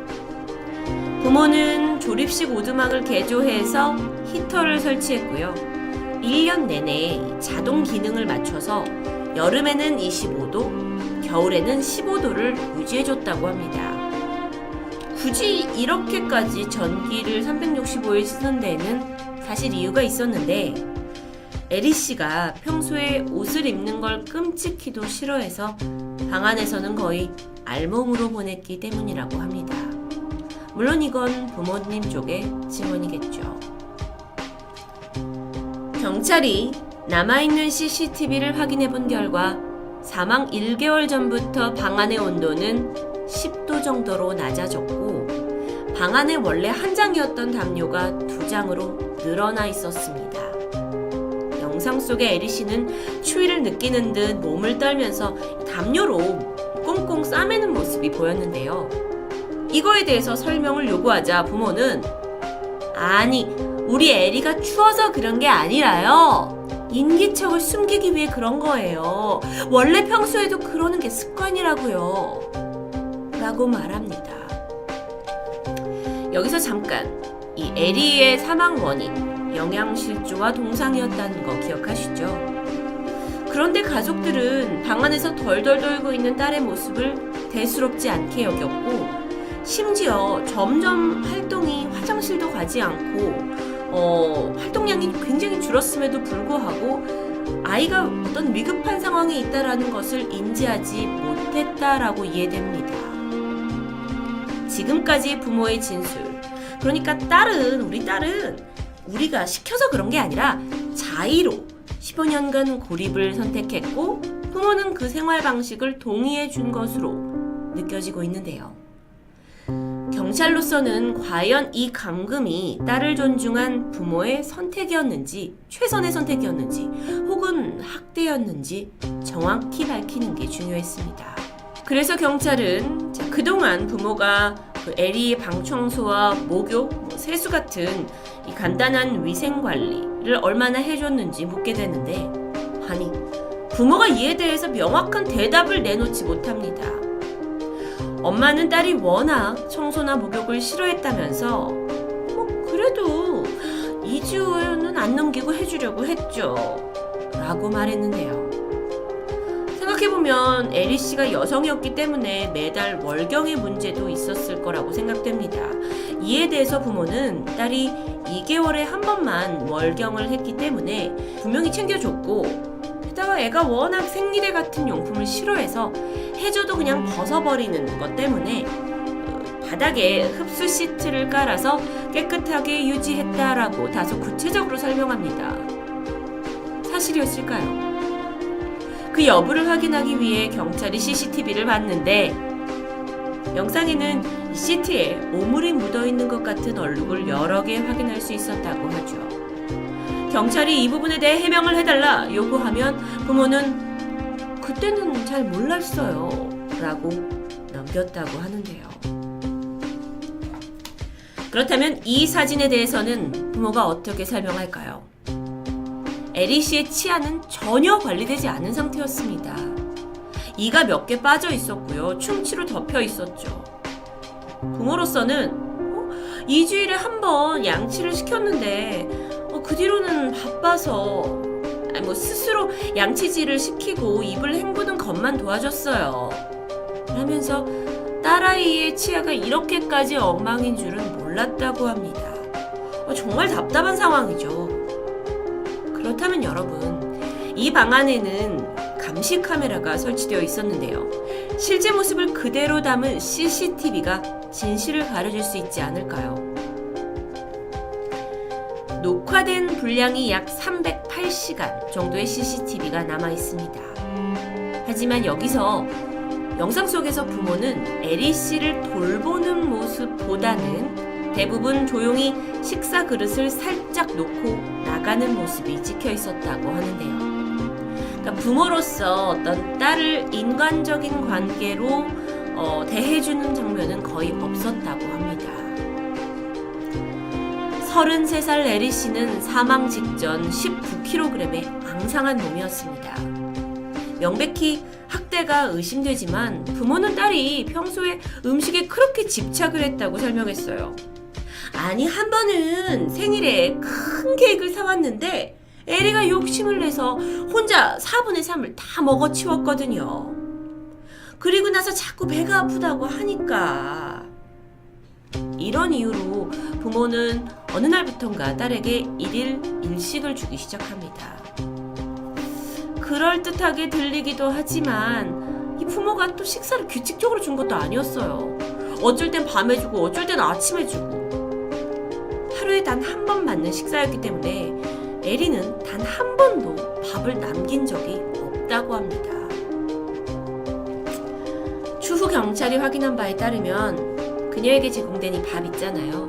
이건 마치 이렇게 개밥처럼 한 그릇 안에 밥과 반찬들이 섞여 있었다고 해요. 그리고 과자나 커피, 주스 같은 것도 그냥 이 밥그릇에다가 툭 담겨져서 나왔습니다. 아니, 왜 일반 사람들이 먹는 것처럼 이 그릇에다가 담지 않고 저렇게 줬는지 물어봤죠, 부모한테. 그랬더니 어머니가 하는 말이 우리 딸 에리가 그렇게 먹는 걸 좋아했어요. 지금까지 들어온 이 단편적인 증언들과 영상을 통해 그나마 추정이 가능한 것은 에리 씨가 정신적으로 약간 문제가 있었다라는 것인데요. 일반적인 사람이라면 결코 견디지 못했을 테니까요. 맞습니다. 그녀는 정신분열증 진단을 받았고 부모 또한 이런 상태를 인지하고 있었죠. 그래서 집안에 감금했다라는 이론 성립할 수도 있습니다. 하지만 딸이 정신분열증 진단을 받은 이래 부모는 10,000,000엔 이상의 장애연금을 받아온 것이 확인됩니다. 그들은 이 돈으로 딸을 치료하거나 딸을 위해 집안에 조금 더 쾌적한 환경을 만들어줄 생각은 하지 못했던 걸까요? 혹여 딸을 더 나은 의료기관으로 보낼 수도 있었을 텐데요. 정신적으로 문제가 있는 딸을 방에 감금하고 CCTV로 감시하는 것이 부모의 최선이었다라고 생각하는 그들. 하지만 갑작스럽게 맞이한 딸의 죽음으로 모든 전말이 밝혀지면서 자신의 책임은 회피하고 있었습니다. 아니 딸에 대한 애정은 있었던 건지 정말 이 사건은 엽기적으로 느껴집니다. 에리 씨가 지난 15년간 이 작은 오두막에서 홀로 생활하면서 과연 행복했는지 불행했는지는 그녀만이 알 수 있겠죠. 하지만 그녀는 이미 사망했습니다. 결국 긴 경찰 조사와 검토 후에 일본 재판부는 이 모든 게 딸을 위한 것이었다 라는 부모의 주장을 인정하지 않았고 징역 13년을 구형합니다. 토요미스테리 디바제시카였습니다. 안녕하세요. 토요미스테리 디바제시카입니다. 2020년 6월 4일 오전 10시 30분 일본의 효고현 다카라츠카시의 조용한 주택가에서 한 여성의 비명소리가 들려왔습니다. 곧이어 어떤 집에서 누군가 다급히 뛰쳐나오더니 옆집 벨을 누르면서 도움을 요청했죠. 이 벨소리를 들은 이웃이 무심코 누군가 싶어서 인터폰을 들여다본 순간 두 눈을 의심했습니다. 현관 앞에 서 있는 여성, 그녀의 한쪽 귀 밑에 긴 화살이 박힌 채 피를 철철 흘리고 있는 겁니다. 한눈에 보기에도 심각한 부상이었어요. 게다가 화살이라뇨. 이 평화롭던 주택가는 순식간에 공포가 엄습했고 이웃의 신고로 잠시 후 경찰과 구급대원들이 도착합니다. 우선 부상을 당한 피해자는 유리에라는 49살의 여성이었습니다. 그녀는 구급차에 타기 직전 아주 힘겹게 손가락을 들어서 집을 가리켰는데요. 근데 말을 잇지는 못했죠. 무언가의 메시지를 주려는 듯한데 이에 수상함을 느낀 경찰이 즉각 그녀가 뛰쳐나온 집 안으로 들어갑니다. 집 안에는 머리에 화살이 박혀있는 여성 2명과 남성 1명의 시신이 추가로 발견되었습니다. 여성 둘은 집 안에 거실에 쓰러져 있었고요. 남성은 욕실 근처에서 발견됐죠. 그런데 이 세 사람의 사망 모습을 비교해보면 특이점이 있었습니다.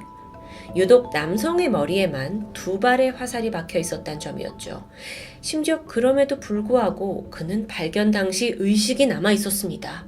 그래서 바로 병원으로 옮겨졌죠. 하지만 안타깝게도 얼마 후 출혈성 쇼크로 사망하고 말았는데요. 일단 이 피해자들에게 박혀있던 화살은 모두 석궁용으로 쓰이는 전용 화살이었습니다. 살인에 그러면 석궁이 사용됐다는 거죠? 그 석궁은 현장 거실에서 발견이 되었고요. 이 사람을 죽이는데 석궁을 썼다는 건 정말 영화에나 나올 법한 특이한 케이스죠. 석궁이라는 게 기본적으로 활의 원리인데요. 여기에는 방아쇠가 있어서 이렇게 기계식으로 쏘는 활이라고 보면 됩니다. 당연히 일반 활보다 훨씬 더 강한 힘으로 화살을 날려보내고요. 종류마다 차이가 있긴 하지만 100m 이내에서 쐈을 때는 자동차 문도 뚫을 수 있다고 해요. 강력한데요. 이런 관통력 때문에 석궁이라는 건 사실 주로 사냥용으로 많이 사용됩니다. 그런데 이런 무시무시한 무기가 평범한 주택가에서 살인 무기로 사용됐다? 자, 그나마 다행인 건 이 석궁의 주인을 찾으면 될 겁니다. 그리고 무엇보다도 이 사건엔 목격자가 있었죠. 천만다행으로 목숨을 건진 피해자, 바로 유리애였습니다. 그녀가 즉각 범인을 지목했고 용의자는 놀랍게도 현장 근처에서 발견됩니다. 체포를 딱 하는 순간에도 전혀 저항하거나 도망치려는 기색이 없었고 그는 멍하니 자신이 방금 뛰쳐나온 그 집안을 바라보고 있는 23살의 노조 히데아키. 그는 피해자들의 가족이었습니다. 참극이 벌어진 이 집 아들이었죠. 그러니까 존속살인이었던 겁니다. 사망자는 할머니 75세 요시미, 그리고 어머니 마유미, 남동생 히데시였죠. 생존자 유리에는 어머니의 언니, 그러니까 큰이모였습니다.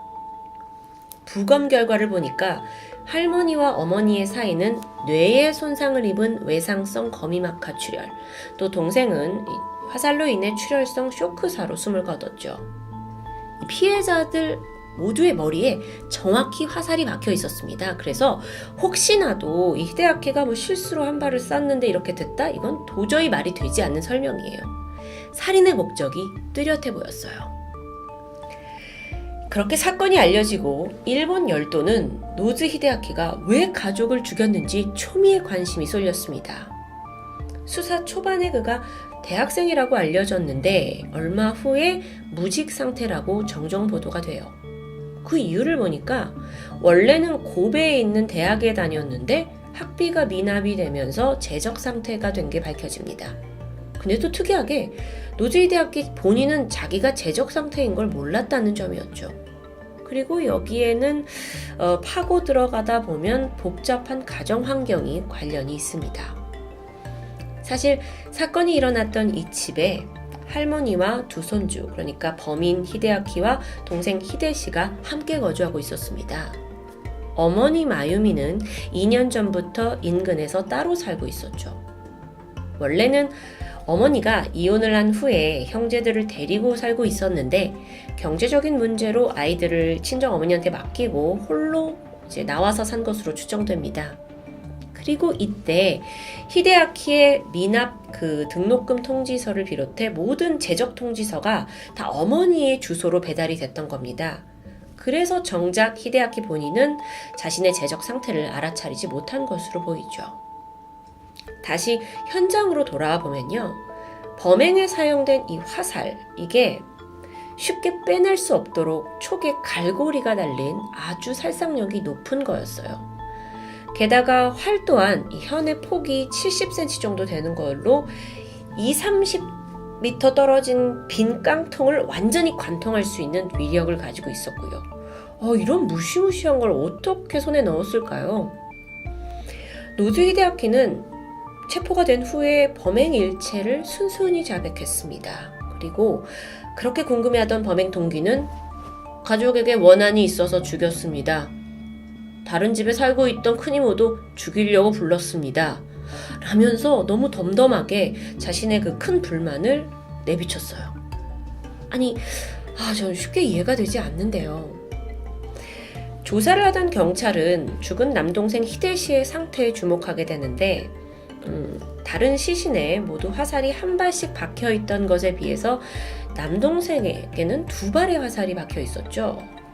왜 그랬을까 생각하던 중에 이건 범인이 동생에게 어떤 질투나 원한이 더 강하게 있었던 게 아닌가라는 추측을 불러일으켰습니다.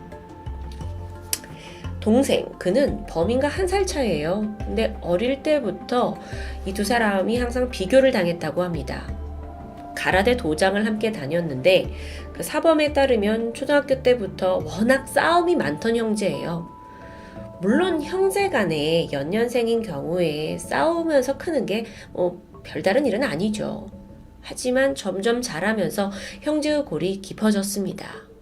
우선 그 다니던 가라데 도장에서도 처음에는 형이 동생을 좀 가뿐하게 이기는 듯 했지만 시간이 지날수록 동생의 실력이 일취월장하는 겁니다. 편차가 심해지기 시작해요.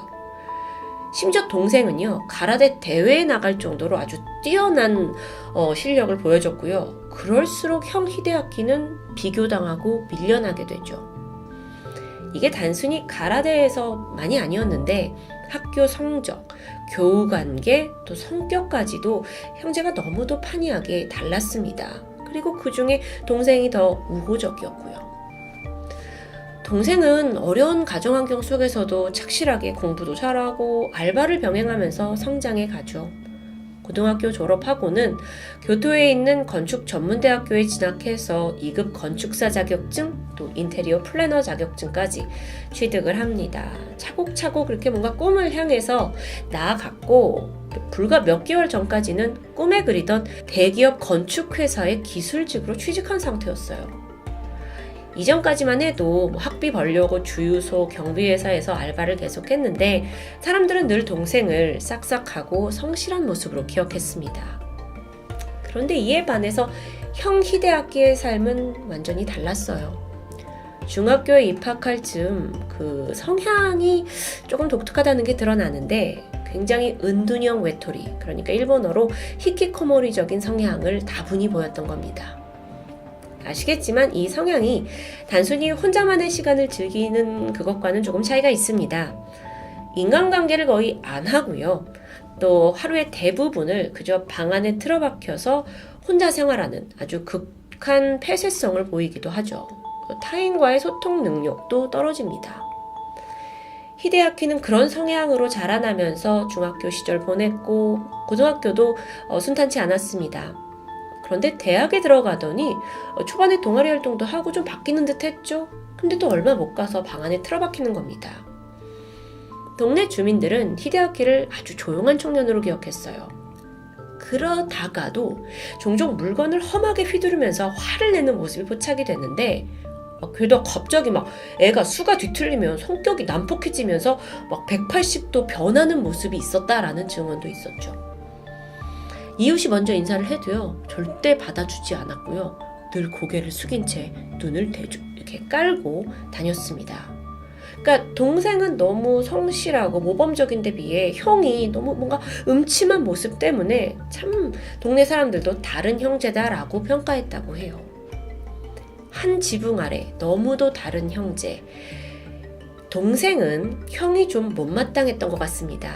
그래서 사건이 일어났던 그 해에 자신의 가라데 코치한테 이런 이야기를 했다고 해요. 우리 형이 또 이 히키코모리 성향이 이제 나와가지고 방에서 나오질 않는다. 가족과 말도 거의 안 한다. 라면서 푸념을 늘어놓았죠. 또한 친구들한테도 난 우리 형이 너무 싫다라는 말을 자주 했다고 합니다. 같은 집에 살고 있던 할머니 또한 상황 잘 알고 계셨죠. 그래서 손주가 좀 엇나가는 것 같고 자기 엄마하고도 연락을 안 하는 것 같다라는 고민을 이웃에게 털어놓은 적이 있습니다. 큰이모, 그 피해자였던 큰이모 유리에는요, 근처에 살고 있었는데 유리에 또한 이제 가깝게 살고 있으니까 히데아키를 종종 받고 좀 조카가 걱정이 된다라는 말을 한 적이 있고요. 그렇게 온 가족의 걱정거리였던 히데아키. 정작 본인은 가족들이 나만 미워하고 험담한다고 생각했던 걸까요? 정말 시한폭탄과도 같은 동거였습니다. 그러던 중 히데아키가 결국 자신을 인정해주지 않고 귀찮게 하는 모든 가족들을 살해하기로 결심했죠. 그는 인터넷으로 석궁을 구매하는 데 성공합니다. 저는 이 부분이 좀 이해가 잘 안 되는데요. 아니, 석궁이라는 게 이게 권총 같은 아주 강력한 무기인데 구매가 당연히 까다로워야 하죠. 근데 일본에서는 2년 전까지만 하더라도 석궁을 구입하는데 별다른 허가가 필요하지 않았다고 해요. 참고로 우리나라에서는 이게 공기총과 같은 부류로 판단이 되면서 구매를 하려면 당연히 경찰의 허가가 필요합니다. 근데 어쨌든 당시에 히데아키는 석궁을 구매하는 데 성공했고 수십 개의 화살까지 쟁여둔 채 그날만을 기다리고 있었던 겁니다. 그리고 마침내 2020년 6월 4일 아침, 히데아키가 엄마와 큰이모에게 직접 전화를 걸었어요. 엄마, 이모, 오늘 할머니 댁에 오는 거 맞죠? 라고 재차 확인을 하는 거예요. 같은 동네에 근처에 살던 가족들이었기 때문에 사실 정기적으로 할머니 댁에 모여서 함께 밥도 먹고 시간을 보냈습니다. 그리고 마침 그게 그날이었던 거고요. 얼마 후에 엄마가 먼저 집에 도착했죠. 그리고 만반의 준비를 하고 있던 히데아키는 석궁에 화살을 장전하고는 방 밖으로 나와서 어머니를 보자마자 바로 방아쇠를 당겼습니다. 너무도 상상하기 힘든 상황인데 문제는 이미 어머니를 살해하기 전에 또 다른 살인을 저질렀다는 거죠. 새벽 5시 그는 집에서 잠들어 있던 할머니와 동생에게 화를 쐈고요. 두 사람은 아무런 저항 흔적조차 없이 그대로 숨을 거뒀죠. 그리고 아침까지 내내 기다리다가 엄마랑 이모한테 집으로 오라고 해놓고 엄마 들어오니까 먼저 쐈던 겁니다. 와, 그런데 잠시 후 큰 이모가 있니? 하면서 집 안으로 들어와요. 그런 이모의 얼굴을 향해서 석궁을 쐈죠. 근데 이게 귀를 맞고요. 이모가 이제 정신을 가까스로 차리고 도망치면서 유일한 생존자가 됐던 건데요. 정말 저는 이걸 설명을 하면서도 이게 무슨 말도 안 되는 비극입니까? 그렇게 히데아키는 3건의 살인 혐의, 1건의 살인 미수 혐의로 검찰청으로 넘겨졌습니다. 지난 2020년 7월에 그에게 혹시 정신적인 문제가 있는지 감정이 진행되었고요. 2021년 1월에 정식 기소가 된 상태죠. 이 사건의 범행 동기에 대해선 여전히 추측이 난무합니다. 그는 분명 가족에게 원한이 있다고 말을 하긴 했지만 사실 가족이 직접적으로 그를 못살게 굴거나 정말 이렇게 무시했거나 이런 정황이 별로 없어요. 그래서 많은 사람들은 용의자가, 그러니까 범인이 히키코모리로 지내면서 피해망상과 열등감에 시달렸다라는 게 큰 지지를 받고 있습니다. 한편 이 사건에선 짚고 넘어가야 할 게 있죠. 일반인이 석궁을 이렇게 쉽게 살 수 있는 거야? 라는 데 우려가 커졌습니다. 그러고 보니까 2010년에서 2020년, 그 10년 사이에 석궁으로 인한 상해 사건이 13건이나 발생했어요. 또한 이 석궁으로 동물 학대를 하는 일도 빈번했고요. 그 와중에 일가족 살상 사건이 벌어지면서 이거 뭔가 법이 바뀌어야 된다라는 바람이 일게 되죠. 그리고 사건 발생 1년 뒤인 2021년 6월 석궁을 사려면 특별한 허가가 필요하다는 법안이 통과됩니다. 그래서 이제는 석궁을 사려면 교육을 받아야 하고요. 이것조차 3년마다 한 번씩 계속 갱신을 해야 하고요. 또 미성년자는 어떤 식으로든 결코 석궁을 구매할 수 없습니다. 당연하죠. 근데 이렇게 강력한 법안이 생긴 데는 사실 또 다른 이유가 있는데요. 히데아키가 석궁살인, 석궁 가족 살상을 한 이후에 이때다 싶어서 일본에서 모방 범죄가 막 일어났기 때문입니다. 2020년 7월 고베에 살고 있던 한 주부가 평소에 증오하고 미워하던 남편에게 석궁을 발사해서 죽이려다가 실패하고 살인미수로 체포됩니다. 그리고 2달 뒤에는요, 나가노현에서 20대 여성이 알고 지내던 70대 남성에게 화살을 발사했고 역시나 살인미수로 체포되죠. 이게 석궁 사건이 막 쏟아지는 겁니다. 물론 살인으로 이어지진 않았지만 이러다 이거 유행되겠다 싶었고 정부도 빠르게 조치를 한 겁니다. 어쩌면 이 사건 또한 히데아키가 그렇게 손쉽게 석궁을 구하지 못했더라면 모든 가족이 죽음을 당하는 그런 것만은 피할 수 있지 않았을까요? 라는 생각이 들어요. 아닌가요? 좀 남달랐던 히데아키의 살인극은 그 도구가 석궁이든 칼이든 맨손이든 결국 피하지 못할 일이었을까요? 그건 더 비극이겠죠. 최근 현지 언론에 따르면 예정되어 있던 히데아키의 공판이 취소되었다고 합니다. 무슨 일인가 싶어서 봤는데 이 정신감정 결과로 인해서 재판이 굉장히 장기화될 가능성이 높다고 보고 있죠. 그러니까 히데아키가 과연 정상이었느냐 아니면 아니었느냐를 판가름하는 게 이 재판의 주요 쟁점이 될 것 같습니다. 즉 히데아키는 아직 재판을 기다리고 있고 우리는 좀 더 이 결과에 대해 지켜봐야 할 것 같네요. 석궁 살인사건, 지금까지 토요미스테리 디바제시카였습니다. 안녕하세요. 토요미스테리 디바제시카입니다. 1977년 2월 21일 미국 시카고. 어둠이 짙게 깔린 밤이었는데 갑자기 화재 경보가 우렁차게 퍼지기 시작합니다. 출동한 소방대가 도착한 곳은 파인그로브가의 한 고층 아파트였죠. 15층에서 매캐한 연기와 함께 냄새가 막 뿜어져 나오고 있었어요. 소방대원들이 서둘러 실내로 들어갔죠. 내부는 너무 연기가 자욱해서 앞도 전혀 보이지 않았는데요. 20분간 화재 진압을 한 끝에 현장의 모습이 서서히 드러납니다. 이미 이제 물을 뿌리고 한 작업으로 너무 안이 어지러워져 있는 상황이었는데 그때 결코 지나칠 수 없는 장면이 눈에 들어오죠. 바로 매트리스 아래 사람의 발이 보인 겁니다. 대원들이 조심스레 거길 들었더니 사망한 여성의 시신이 있었습니다. 소방대원들이 좀 더 빨리 도착해서 그녀를 구해내지 못했다는 생각에 마음이 착잡해졌는데요. 이때 시신을 추스르던 한 대원의 미간이 상당히 찌푸러졌습니다. 여성이 알몸인 상태였는데 왼쪽 가슴에 칼이 꽂혀 있었기 때문이에요. 순식간에 이 사건은 방화에서 살인으로 바뀌었죠. 그리고 곧이어 여성의 신원이 파악됩니다. 그녀의 이름은 테레스타 바사. 필리핀 출신이에요. 인근에 위치한 에지워터 병원의 호흡기 치료사로 일하면서 아주 헌신적인 사람이라는 평을 받을 만큼 성실했다고 합니다. 그랬던 바사를 누가 죽이려고 했던 걸까요?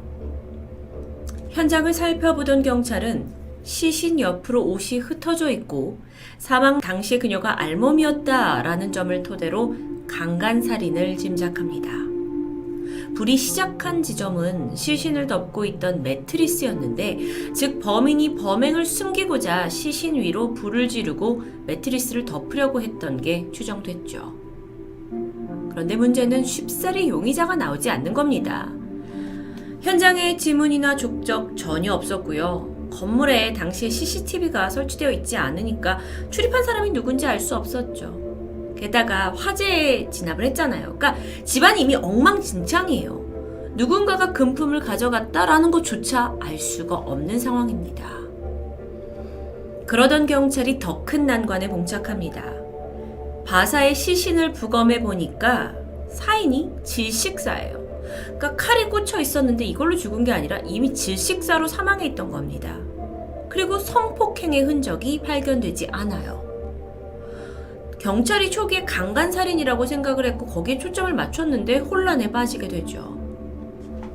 자, 사인이 질식사라면 그럼 이건 원한에 의한 살인이었을까요? 그녀는 평소 조용했지만 예의 바른 성격이었고요. 남에게 피해를 줄 만한 사람은 전혀 아니었다고 합니다. 환자들한테 친절했고 동료들 사이에서도 평이 좋았고 일에도 헌신적이었고 아니 정말 살인을 당할 이유가 전혀 없던 여성입니다. 경찰은 몇 달 동안 주변 인물들을 중심으로 탐문을 했지만 끝끝내 단서도 갈피도 잡지 못한 채 사건은 미제로 남는 듯 했습니다. 그런데 이때 담당 수사관 스타클라 형사에게 한 통의 전화가 걸려옵니다. 에번스터 경찰서의 다른 경관이었어요. 근데 그가 다짜고짜 당신 호세 추아 박사와 전화를 해보세요. 연락을 해보세요 하는 거예요.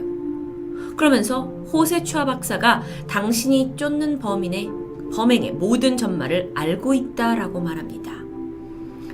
처음엔 좀 황당했어요. 다른 서의 경찰이 전화를 와가지고 나한테 무슨 박사한테 전화를 하라느니 하니까요.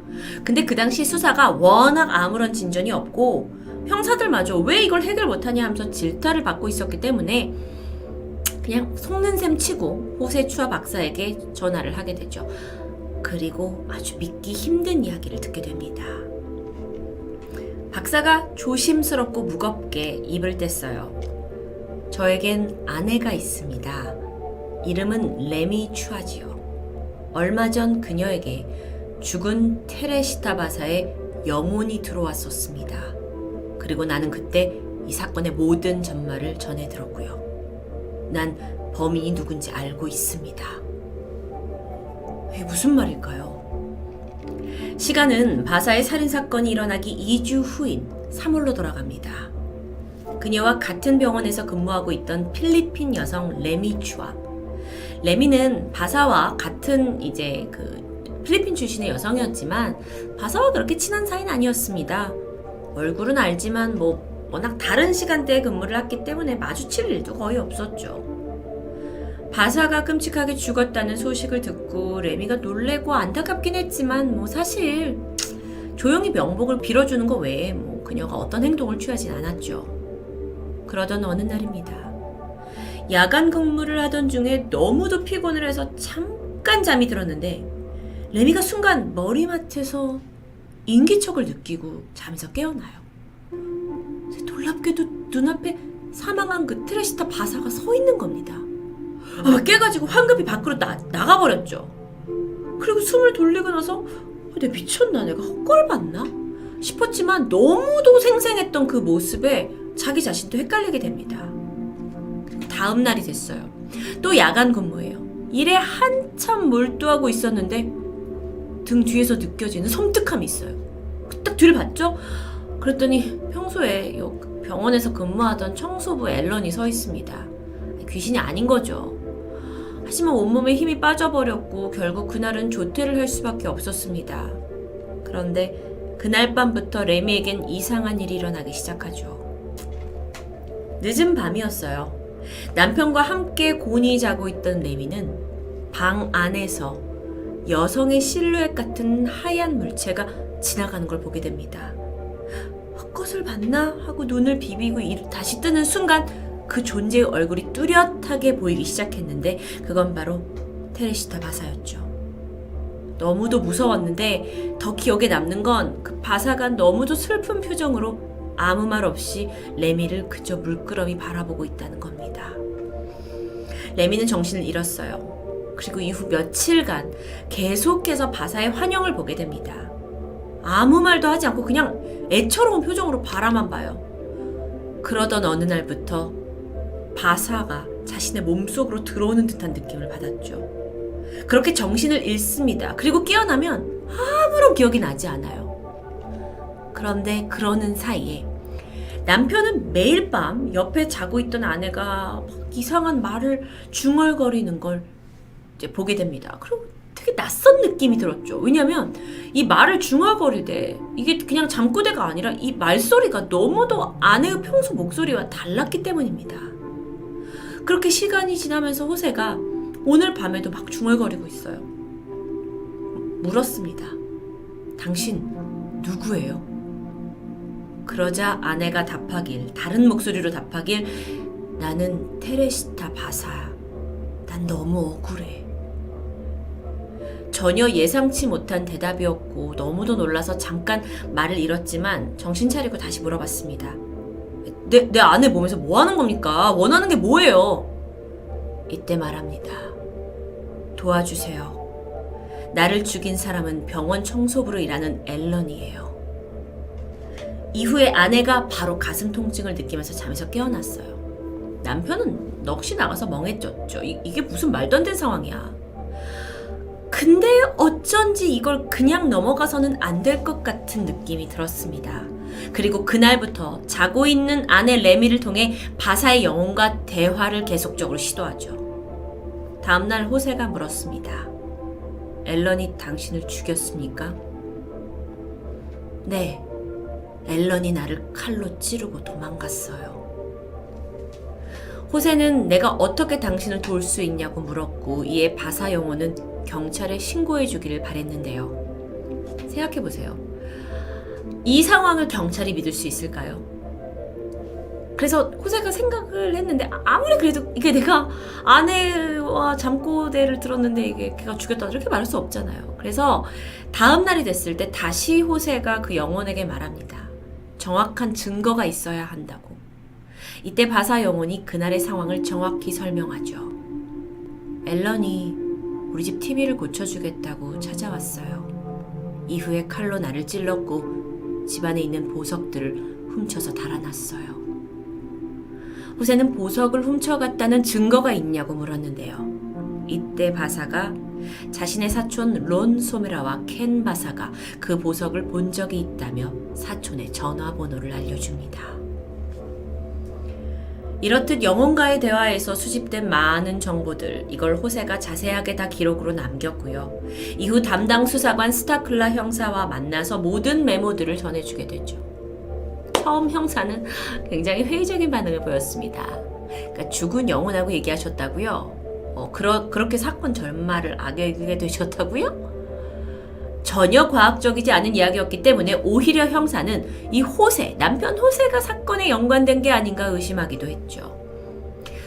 근데요, 이 사건이 워낙 해결책이 없고 용의자에 대한 실마리도 없다 보니까 믿져야 본전이다 라는 생각으로 그는 병원 청소부 앨런 슈 오리를 찾아가 보기로 합니다. 자신의 집에 있던 앨런, 형사는 바사가 죽던 그날 그녀의 집을 간 적이 있냐라고 물었습니다. 앨런은 무슨 소리냐면서 나는 걔네 집이 어딘지도 모른다. 병원에서 본 적도 있고 죽었다는 얘기 들었지만 무슨 소리냐라고 소리쳤죠. 하지만 이상하게도 그렇다면 그날 그 시간대 어디에 있었는지에 대해선 또렷하게 설명하기 힘들었습니다. 이후 형사의 집요한 신문 끝에 앨런은 결국 바사의 집을 간 적은 있다라는 사실을 시인합니다. 근데 그저 TV를 고쳐주기 위해서 한번 방문한 적이 있다라는 거였죠. TV를 고쳐줘? 호세의 노트에 적혀있던 부분과 일치했습니다. 형사는 직감적으로 앨런이 직접적인 연관이 있을 거란 느낌을 받지만 앨런은 무슨 소리냐 하면서 끝까지 부인했죠. 스타큘라 형사는 다시 그 호세가 전해준 메모의 내용을 훑어보기 시작합니다. 여기서 눈에 띄는 건 훔친 보석. 바사의 어머니가 줬던 것으로 진주와 옥 펜던트로 장식된 목걸이와 귀걸이 세트였습니다. 그래서 바사의 사촌들에게 전화를 걸었죠. 그래서 이게 사실인가 확인합니다. 어머니가 물려준 보석이다라는 부분이 정확한 게 드러나요. 뭐야? 그럼 정말 범인이 앨런이야? 형사는 한 번 더 확인해보고자 앨런의 집을 찾아갔습니다. 띵동. 문이 열리고 그가 마주한 건 앨런의 여자친구 캄이었는데요. 형사는 그녀를 보는 순간 머리를 한 대 맞은 듯 했죠. 캄의 귀와 목에는 바사가 묘사한 그 진주와 옥으로 된 목걸이, 보석이 있었던 겁니다. 형사는 조심스럽게 이걸 어디서 샀냐고 물었죠. 그러자 캄이 말합니다. 그거 앨런이 크리스마스 선물로 줬어요. 이후 형사는 앨런의 자백을 받아냈습니다. 평소 금전적인 문제로 어려움을 겪던 와중에 동료로 일하던 바사가 상당히 돈이 있다라는 사실을 알게 됐고 금품을 훔치기 위해서 TV를 고쳐준다는 이유로 집안에 침입했죠. 살인을 저질렀고 수사에 혼선을 주기 위해 강간살인처럼 보이려고 현장을 조작했던 것도 자백합니다. 이후 앨런의 재판은 1979년 1월 21일에 실제로 열렸는데요. 이때 법원에 있던 판사와 또 배심원 시민들까지 아니 이 기이한 사건에 도대체 어떻게 판정을 내려야 할지 고민하게 됩니다. 사건 해결의 주체가 죽은 자, 즉 유령의 증언이에요. 이게 쉽게 받아들여지지 않는 겁니다. 이 전례 없는 사건에 앨런, 그러니까 이 범인 앨런의 변호사 측에서는 말이 되냐, 유령의 증언 가지고 지금 법정에서 이게 효력이 되냐라면서 주장을 했고 그러다 보니까 이게 재판도 무효로 갈 가능성이 커 보였습니다. 하지만 유가족들도 포기하지 않았죠. 그러면서 재판이 길어지는데요. 결론적으로 앨런 쇼우리는 살인과 방화죄가 인정되었고 14년형을 받게 됩니다. 이건 미국 역사상 유령의 증언을 받아들인 사상 첫 유죄 판정이었습니다. 범인 앨런은 1983년 7월 수감된 지 5년이 채 안 돼서 가석방을 받았고 이후에는 행적이 묘연합니다. 레미 또한 더 이상 바사의 환영이 보이지 않는다고 말했고요. 이 사건은 무덤에서 온 목소리라는 제목으로 정말 미국의 많은 언론 매체에서 다루어졌고요. 죽은 사람의 증언이 공식적으로 인정된 테레티사 바사 사건으로 유명합니다. 결국 재판의 결과는 있지만 미국 역사 내에 영원한 미스테리로 남겨졌죠.